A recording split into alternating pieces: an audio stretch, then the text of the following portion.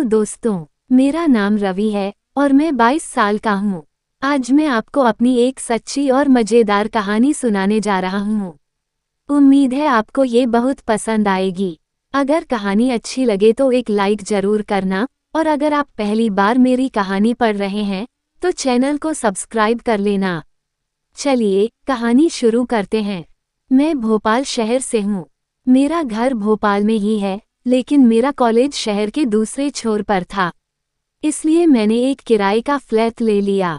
मैं जिस फ्लैट में रहता था वो एक शांत और हरा भरा मोहल्ला था। फ्लैट के मालिक एक बुजुर्ग दंपति थे जिन्हें हम सब प्यार से अंकल आंटी बुलाते थे। उनके बेटे की हाल ही में शादी हुई थी और उनकी बहू अनन्या बहुत ही मिलनसार थी। मुझे फ्लैट में रहते हुए कुछ ही हफ्ते हुए थे। एक रात करीब 10:30 बजे मैं छत पर टहलने गया। मुझे नींद नहीं आ रही थी और रात का सुकून भरा माहौल मुझे बहुत पसंद था।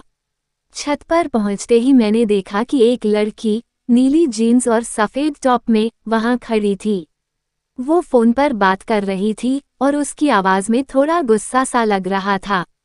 मैंने सोचा शायद कोई पर्सनल बात है, तो मैं चुपचाप एक कोने में खड़ा हो गया।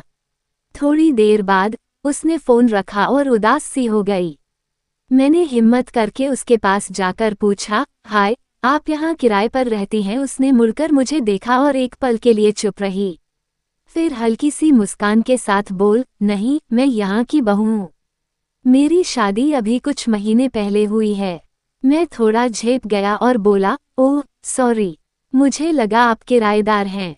उसने हंसते हुए कहा, कोई बात नहीं, लोग अक्सर ऐसा सोच लेते हैं। वैसे तुम कौन हो? मैंने बताया, मैं रवि हूँ, दूसरे माले पर रहता हूँ। उसने अपना नाम बताया, मैं अनन्या हूँ। उसकी स्माइल इतनी प्यारी थी कि मैं थोड़ा खोसा गया। अनन्या का रंग गोरा था और उसकी आंखें इतनी खूबसूरत थीं कि चांदनी रात में वो और भी चमक रही थीं।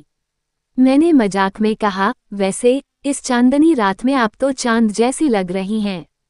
वो शर्माते हुए बोली, अच्छा, इतनी तारीफ कुछ ज्यादा नहीं हो गया?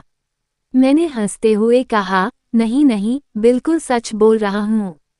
फिर उसने बताया कि उसका पति रोहन, जो एक बिजनेसमैन है, अक्सर काम के सिलसिले में बाहर रहता है। उस रात हमारी बातें यहीं खत्म हुई और वो नीचे चली गई। अगले दिन सुबह मैं अपने रूम से बाहर निकला तो आंटी मिल गईं। वो बहुत प्यारी थी और हमेशा मुझसे छोटे मोटे काम करवा लेती थीं।